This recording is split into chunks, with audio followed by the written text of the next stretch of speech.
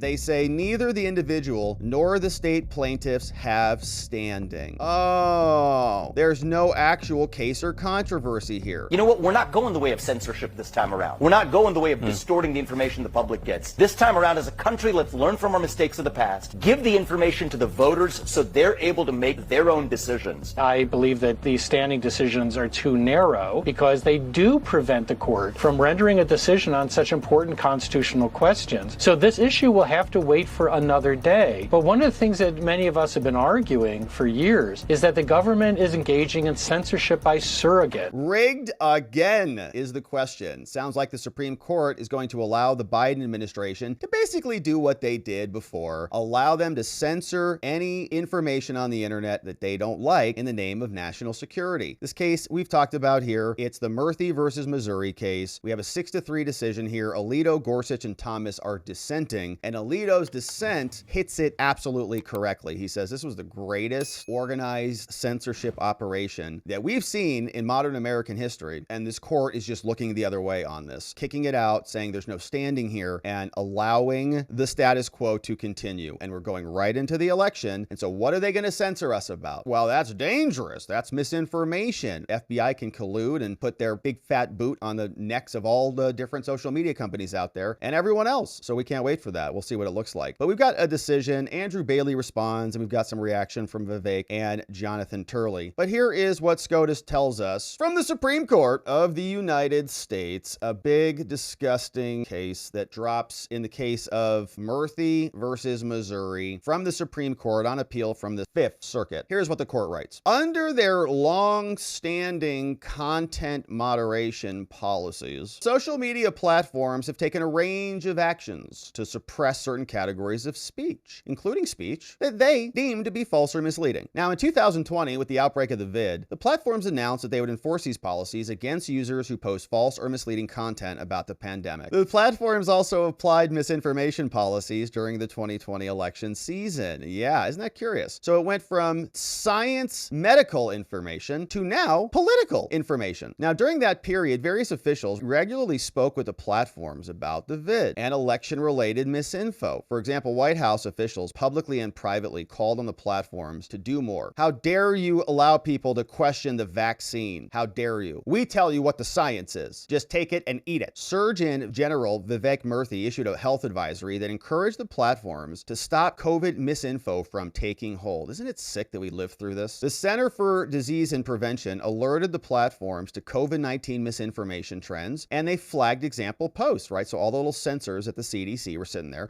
Oh no, Rob has said something bad. And then they censor us. Then the FBI and the cybersecurity and CISA, they communicated with the platforms about election-related misinformation, right? Then we got hit on that too. And after J6 of the 2020 presidential election and the 2022 midterms. So the FBI and CISA were censoring political information in America. And this is in a Supreme Court opinion. Now, respondents are 2 states and 5 individual social media users who sued dozens of executive agency officials, saying that their speech was censored because the government pressured the platforms to do so. Now, following extensive discovery, the district court issued a preliminary injunction, which was the right decision. Stop censoring Americans. Fifth Circuit affirmed. Now, the court held that both the state and the plaintiffs had Article 3 standing. Okay, so in other words, the states were injured and the plaintiffs were injured, and so they could seek relief against the government. Now, on the merits, the court held that the government entities, so the lower level courts, were coercing or significantly encouraging the platforms to do this censorship. And what that did was transform those decisions into state actions. So you can say the government can't act on the people, right? If we have a situation where the government is trying to act on the people to silence their speech, this is a suppression of speech, that's a big no-no. But if the government acts on a third party and this third party then does the censoring, well, then that's just A-okay. All right, that's cool. This is not cool. No, you can't do that, but you can do this. And so all you have to do is just put lipstick on the pig, and then suddenly you don't have a pig anymore. Isn't that fun? Now, the court then modified the injunction to state that the government shall not coerce or significantly encourage social media companies to suppress protected speech. They say neither the individual nor the state plaintiffs have standing. Oh, there's no actual case or controversy here. Proper case or controversy only exists in certain situations. Now, they're here. They're not not seeking to enjoin the platforms, they're seeking to enjoin government agencies and officials. Now, this one step removed anticipatory nature of the plaintiffs presents two challenges. We already know. So first they say it's a bedrock. We can't redress injury that's coming from a third party. We can't do that. So we have to show there is some greater connection. And so we've now demonstrated, is there traceability, right? And basically just diagram that out. So can you trace the actual harm to the people through the third party back to the government? So back through Facebook, through X, whatever, to the government. Can you connect all of the harms? Very specifically, it's called traceability. Because the plaintiffs are only looking forward, we can only look at the past for their predictive value. And so now we don't see specific causation that the government defendants played a role in at least some of the moderation choices. In other words, the government's not responsible for all the moderations, and they haven't been clear about what specific moderations led to the actual harm. And they also fail to link their restrictions and pass social media restrictions with communications with the platforms. So for example, they take only posts from Facebook against a Louisiana state representative about COVID, but they never say when Facebook took action against that post. And so they're basically saying you're missing details, right? There's no causal link here. We need more details to show that there was traceability, to show that the harm that the people are claiming actually did,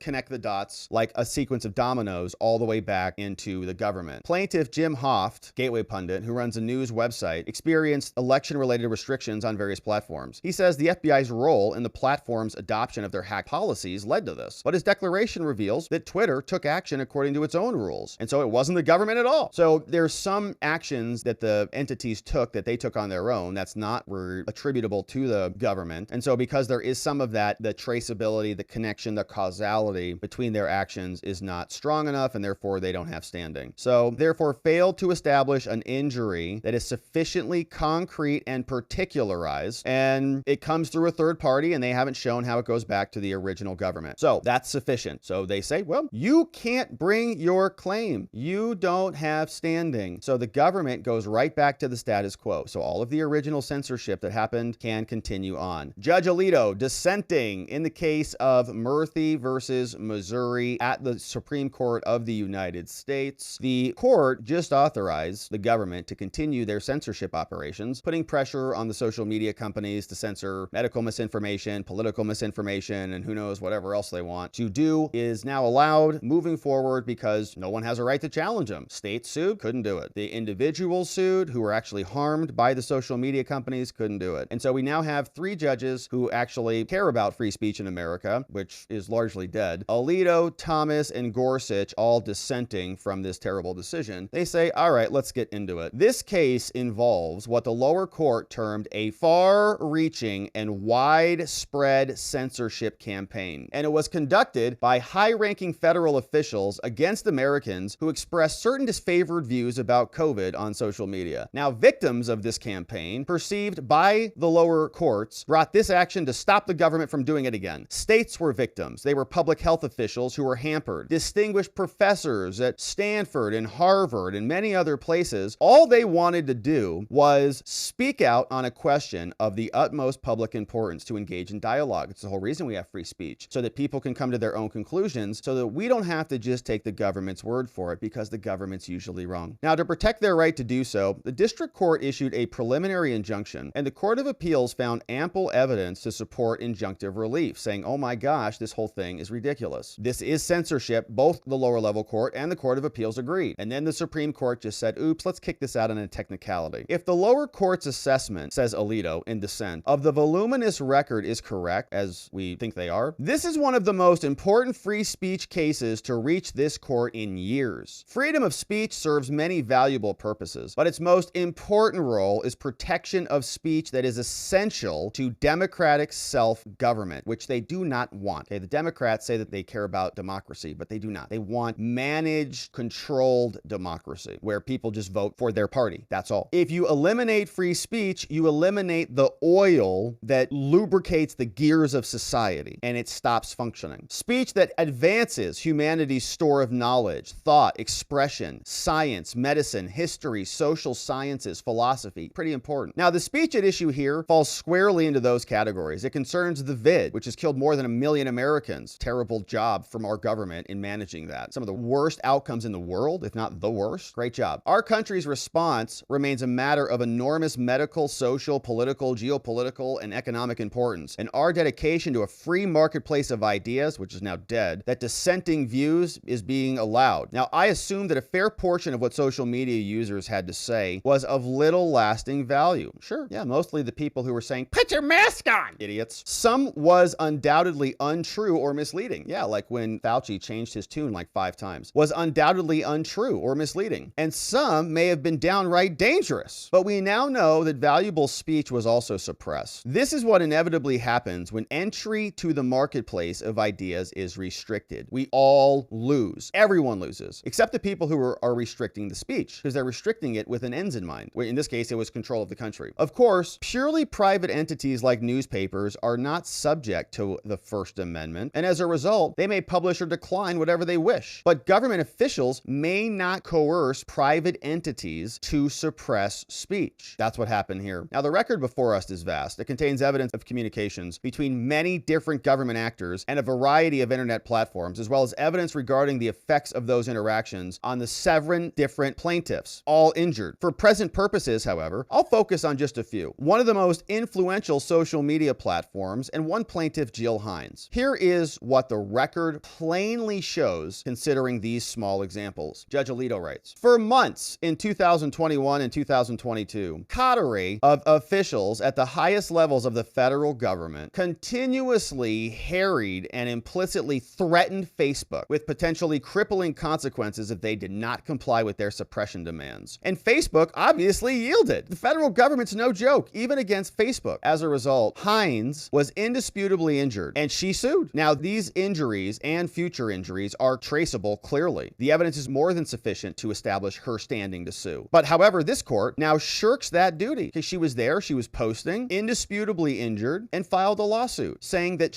these officials were coercing Facebook to censor her. But now this court doesn't care. That's regrettable. What the officials did in this case was more subtle than the ham-handed censorship that we've already found to be unconstitutional. In other cases, we've said this is illegal. And because of the perpetrator's high position, it was even more dangerous coming from the White House. It was blatantly unconstitutional, and the country may come to regret this court's failure to say it. Officials who read today's decision in conjunction with this other case called Vulo will get the message. If a coercive campaign is carried out with enough sophistication, we can do it. We can get by. All we need are those third parties. We just need a bunch of boxes, just like we diagrammed before. In the next section, I'll recount some details, but here are 2 prominent facts that must be kept in mind. First, social media is important. We get a lot of news from there. And second, internet platforms, although rich, are more vulnerable to government pressure. If a president dislikes somebody, he can't put him out of business. But with Facebook, with the newspaper, the Facebook situation is different. We have the Communications Decency Act, and they're vulnerable to antitrust. And guess who runs the DOJ? The president. And Zuckerberg has already described this. He said antitrust lawsuits are literally existential threats to his company, which is Zuckerberg saying that. That's absolutely true. Federal government, they may feel incompetent, but they can do basically whatever they want, and they do. And because their substantial overseas operations may be subject to even tougher restrictions, it may get worse. So they are subject to this censorship. And so when they came and they put pressure on them, they obliged. Now, the judge continues. He says, I want to share with you about the White House-led campaign to coerce Facebook. The email started like this. Someone from the White House sends this one over. Can you also give us a sense of misinformation that might be falling outside of your removal policies? And when the White House didn't get results they wanted, they became demanding. And sometimes those statements were paired with explicit references to consequences. Here's an exchange that took place March 2021 when the Washington Post reported that Facebook was conducting a study on the vid. The study noted that the rules of this content were allowed to circulate. Rob Flaherty, the White House director of digital strategy, promptly emailed Facebook about the report. Rob sent this one over. He said, hey, you guys are hiding the ball on this. He says the White House is gravely concerned that Facebook is one of the top drivers of vaccine hesitancy, and Flaherty wants everybody to get jabbed. In his words, we want to know that you're trying. We want to know how we can help, and we want to know that you're not playing a shell game with us, and we ask you what is going on. Rob Flaherty, bad attitude. Andy Slavitt over at the White House also did the same thing. He said that our interactions with Facebook are not straightforward. You better tell us the truth. You work for us. Says Facebook, we don't believe that you're actually trying to solve the problem. Facebook responded apologetically. We're sorry. We have work to to gain your trust. We obviously have work to do to gain your trust, they said, kowtowing to the government like little slaves. Please don't sue us. Facebook promised to share additional data. Don't hurt us. No. In April, Flaherty again demanded information on this, on actions and changes. We're trying to ensure you, Mark Zuckerberg and Facebook, that you're not making our country's vaccine hesitancy problem worse. He likened COVID to misinformation that led to the J6 attack on the Capitol. And our whole channel got demonetized after J6. Facebook, he charged, had helped to increase the skepticism and added, I wanted some assurances based in the data that you're not skating out on your obligations here. Flaherty continued to harass them. How is this not violative? He said, the last time we did this dance, it ended in an insurrection. And so there's just constant threats implied that there's going to be another attack. You're going to be responsible for all of this. Now, if repeated accusations that Facebook aided an insurrection did not sufficiently convey their displeasure, Flaherty and Slavitt made sure to do so by phone. So they also called them. First call, Flaherty informed Facebook that he was reporting your problem to the president. I'm telling Joe about this. After a second call, they said that the White House was outraged. A few weeks later, Jen Psaki, who now hosts on MSNBC, Psaki said that they're calling on platforms to stop amplifying untrustworthy content so they can start censoring everybody. They're installing the censorship infrastructure. The White House responded with more questions. They were interrogating Facebook. Later, Flaherty chastised Facebook. If you're not getting that right, it raises even more questions about the higher bar stuff. What are you guys doing over there? You're our company now. Psaki also singled out Facebook, said Facebook should provide transparency on vaccine misinformation as they were shilling for the pharma companies. Facebook responded by telling the press that it had partnered with the White House, it had removed accounts, it had eliminated more than 18 million pieces of content. President Biden also said that social media companies were literally killing people by allowing COVID to persist. Yeah, sure we were. And far from disclaiming potential regulatory action, the White House confirmed that it had not taken any options off the table. An open threat. There's plenty we can do. Facebook responded. The next day, Facebook asked how to get back to a good place with the White House. We're sorry we've angered you guys. Sorry we're not censoring hard enough for you. Concrete changes came about. In response, Facebook said that they were going to expand their COVID policies also to further reduce the spread of harmful content. But the attacks didn't end there. Interactions related to COVID lasted until at least June. Then Facebook proposed stopping this. White House said we might continue it at a later date. But what all this shows is that top federal officials hectored Facebook to crack down on what they saw as unhelpful. Facebook response resembles a whimper that they thought, can we do a better job to get back to a good place? The picture is clear. And other organizations saw the same thing in Louisiana. Hines and others actually were injured. She suffered injury. But now this court is saying there's no standing. They want to talk about traceability. There's plenty here. She did not need to prove that it was only because of their conduct that she was censored. Rather, she needs to show it was one predictable effect of their censorship. She's already met that test. So the majority is demanding too high a level of traceability. We don't need that. All we need to know is that it's at least something that is a predictable effect. It was enough. That's all we need. This is not a demanding standard. She made the showing with room to spare. There's plenty of standing for her. Recall that the officials from the White House and the Surgeon General's office repeatedly hectored and implicitly threatened Facebook to suppress speech, expressing the viewpoint that Hayes espoused. They literally were saying censor her type of stuff. That alone is sufficient. There's clear traceability here. But there's even more direct proof. On numerous occasions, White House officials successfully pushed Facebook to tighten its policies. And those policies implicated Hines. She had her stuff removed. They said it was sensational. Later, Facebook removed 2 of her groups, which posted about vaccines. And second, in May, they also told Slavitt. And third, there's another direct injury. And so for another, Facebook increased the strength of its demotions. And so the court reaches its conclusion that there was no standing, but it's ridiculous. It's reasonable to infer that at least some of the government actions led to censorship that hit the people in this case. The White House threats did not come with expiration dates. It's silly to assume that the threats lost their force merely because the White House officials opted not to renew them on a regular basis. And this is redressable. We can fix this as the Supreme Court. There's ample proof that she'll be censored again. Now, the court disagrees because they say, well, Facebook is free to enforce these things, but we can redress this now. Now, Hines showed that when she sued Facebook, it was due to censorship, and so we clearly have standing. Now, the Judge Alito is going to talk about the First Amendment and says that previous administrations have also wielded tremendous power power over these social media companies, but these are virtual orders. They were communicating virtual orders, making the government the actual agent. It's not Facebook doing the censoring. It's the government doing the censoring. The Facebook is just the tool. To take a few examples, after Flaherty read an article about content causing vaccine hesitancy, he demanded to know that Facebook was trying to combat the issue. Don't play a shell game with us. Then he requested assurances based in data the next month. So do it and then show me that you did it. I want proof. Go do your homework and then bring it to me to show you've done it. That's control. A week after that, he questioned Facebook about removal versus demoting. Okay, well, give me some clarity. What'd you do on this? Various comments from the pressure campaign also came out. Psaki saying, we engage with Facebook regularly. These were thinly veiled threats. There were legal consequences. Zuckerberg acknowledged an antitrust lawsuit could be the end of his company. Finally, in July, the White House asserted the platforms should be held accountable if they don't oblige. The totality of this shows they were in control. Now, they try to spin this as being fairly benign. Oh, no. We were just asking the platforms for information. That's all. Not a big deal. That's not true as to what happened. They did not simply ask Facebook for information. They browbeat the platform for months. They made it clear that if they did not do more to combat what they saw as misinfo, it might be called into account for its shortcomings. Maybe we'll just turn the DOJ on you with a new antitrust. And as far as supposedly fleeting nature of these things, no, they were not fleeting. They were continual. There were many consequences, even if the emails weren't sent every single day. The government also defends these actions, saying it's our duty. The president has a duty to get out there and fight for these issues. Well, that's not what the term bully pulpit means. Remember, President Teddy Roosevelt created the term bully pulpit to denote a president's excellent position to persuade the public. But these people were not persuading the public at all, not using the bully pulpit at all. They were, in fact, emailing people undercover. They were telephoning Facebook. They weren't speaking to the public about this. They were engaged in a covert scheme of censorship that had only come to light after discovery resulted in all of this coming to fruition. If these communications are the bully pulpit, that's not true at all. In any event, the government is hard-pressed to provide any example of a use of the bully pulpit to censor people and threaten them. Reagan lauded the media for tough reporting on drugs at an event, but he never threatened the media. Theodore Roosevelt lambasted. He slammed muckraking journalists. He said they're one of the most potent forces for evil for not speaking the truth. He encouraged journalists, just tell the truth. But his government didn't threaten them, and it's unclear what he could have done. George Bush even denounced pornography as debilitating for communities, which it is, and marriages and families and children in a presidential proclamation, but he never threatened to take any action against the pornographers that was not obscene within the meaning of our precedents. So now they are. Now the government from Joe Biden just decides we're just going to threaten people and censor them. The government's last example is a 1915 speech where President Wilson deplored false reporting that the Japanese were using Turtle Bay as a naval base. Speaking there, he said, "We ought not to permit that sort of thing to use up the electrical energy of the telegraph wires because its energy is malign, its energy is not of the truth, its energy is mischief." Now, Wilson's comment is best understood as metaphorical and oratory, not as legal threat. And in any event, it is hard to see how he could have brought about censorship of telegraph companies because the Mann-Elkins Act deemed them to be common carriers, and so he couldn't have done it anyways. And so finally, Facebook responses. It's not just mere recommendations. Facebook literally responded to angry White House. They said, we're going to do better. Sorry about this. In March, Facebook attempted to assuage the White House by acknowledging, we obviously have work to do to gain your trust. We'll do better. We'll respond better. Sorry for failing you. And so the government's response is that Facebook occasionally declined some of our stuff. That implication is that Facebook must have chosen to undertake all of this is of its own accord. It's bad logic. The fact that they did some means you're in control, but the interactions recounted above unmistakably show that it was more than they were doing on its own, right? You were pushing them to do something they wouldn't have done without you doing it. Therefore, you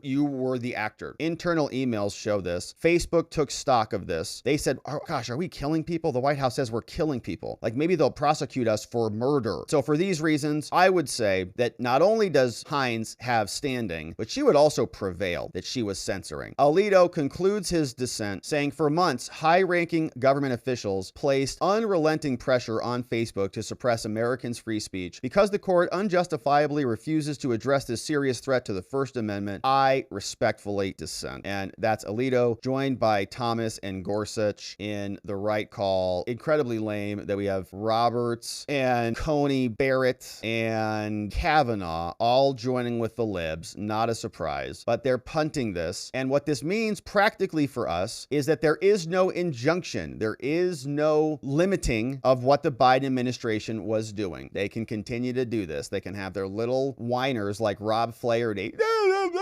Maybe they'll scream about our show again now that they're allowed to. Maybe we'll start getting strikes again because they can start putting pressure on them from the White House. So Andrew Bailey responded on this. He wrote this. He says, "My office filed suit against dozens of officials in the federal government to stop the biggest violation of the First Amendment in our nation's history. The record is clear. The deep state pressured and coerced social media companies to take down truthful speech simply because it was conservative. Today's ruling does not dispute that. My rallying cry to disappointed Americans is this: Missouri is not done. We are going back to the district court to obtain more discovery in order to root out Joe Biden's vast censorship enterprise once and for all." So I guess they're going to come back and they're going to say, "Oh, hey, guess what, Amy? There is traceability here. Hey, look at this, Kavanaugh. This is how it works." And they'll find some actual direct connections. All right, we'll see. Now, I'm grateful that he's fighting for this. Obviously, it's censorship. So we got some reaction. Vivek was here on with the media talking about this. He shared this. He says, in 2020, one thing that they did suppress using the censorship tool was not just COVID, all right? It was the FBI. It was Hunter laptop stuff. Way before even Biden came into office, they were censoring this stuff. They were pre-butting it. In 2020, the Hunter Biden laptop story was suppressed on the eve of the election, says Vivek, which may have changed the outcome. A lot of this would have changed the outcome of 2022 if we could talk about stuff, 2020 if we could talk about stuff. This time, imagine a scenario where Biden wins narrowly after repeatedly labeling Trump a convicted felon, and then the Supreme Court overturns the conviction, permanently damning American democracy. And the reality is this. The last debate, let's talk about a lot of the things that happened. This is last time around during COVID. There were claims that Biden made that he had no involvement in his son's dealings. We were in an era of social media censorship. We were in an era where the Hunter Biden laptop story was suppressed on the eve of the last election. I hope everybody has learned those lessons of the past to say that, you know what, we're not going the way of censorship this time around. We're not going the way of distorting the information the public gets. This time around, as a country, let's learn from our mistakes of the past, give the information to the voters so they're able to make their own decisions. And one of the things I really worry about for the country right now, John, is this. I think it's a very real possible scenario, is that Biden's coming in, you talk about coming in hot, probably going to call Trump a convicted felon. Well, let's play this out. A lot of legal experts believe this is going to be overturned on appeal or by the Supreme Court. And I worry about a scenario where, God forbid, we have another election. If Biden won it by a narrow margin and then the Supreme Court overturns it after the fact, and we know that actually affected the views of voters, I worry about this country. That's even worse than the suppression of the Hunter Biden story on the eve of the last election. So this time, let the voters have the fact, and I hope this country, from the media to the political establishment, has learned the failures of 2020 to do right by Americans this time around. I love you, Vivek. Learned a lesson. Are you nuts? They're turning it up on overdrive right now. They are censoring the hell out of everything. Trump is being gagged this time around in 3 locations. They're trying to get a 4th gag, censoring him officially in court documents, in court records. It's not just surreptitious censorship between White House officials and social media texts. They're now doing it openly, legally, in court. And I appreciate what Vivek is saying. I mean, you got to have an optimism. He's probably going for that VP slot right now, which, you know, I kind of hope he gets. But social media, good news is we've got Rumble now, which has been stood up since 2020 in a massive way. We've got X now, which is promising some alternative interpretations of free speech, which is good. But we didn't have those things previously. And now they're trying to censor really the debate in many ways. They're trying to have CNN say you can't live stream over it. You can't comment over it. We're going to control everything. There's not even going to be an audience in there so that they can, I guess, maybe cut and splice whatever they want to create this little show for us. So we'll see what's happening. Here's Jonathan Turley, who always has good analysis. He is here explaining his take on the SCOTUS decision that got dumped on our laps today. This is one of the most fundamental issues that we are facing. I wrote about this issue, this case, in my recent book, because you have one of the largest censorship systems in our history, if not the largest. It's been called Orwellian by lower court judges. And what the court is saying is that we won't hear you on this issue because you're not the right litigants. Now, I have to admit, I've always been something of a standing dove. I believe that these standing decisions are too narrow because they do prevent the court from rendering a decision on such important constitutional questions. So this issue will have to wait for another day. But one of the things that that many of us have been arguing for years is that the government is engaging in censorship by surrogate. I testified about this in Congress, that they have made a mockery of the limits of the First Amendment by doing indirectly what they're barred from doing directly. They're using academic and corporate allies to bar and cancel and blacklist critics on a variety of different subjects. So it's going to be very frustrating for the free speech community because we've been trying to see if there will be a final decision to strengthen free speech. Nope, there won't. The institutionalists continue to gobble up power for their institutions. So we're going to be here. We're a lot more anti-fragile than we were the last time this happened. So we're on Rumble, X, and on Locals. We'd love to have you follow us over there. We'll also be, of course, here, wherever it is you're watching us on the next one. And we'd love it if you invited someone that you knew or loved to come and join us as we continue our coverage, continuing to monitor what the Supreme Court is doing and how their decisions impact the 2024 election. We've got a great video coming up next. We'd love for you to stick around and join us on this one. We'll look forward to seeing you over there and back here on the next one.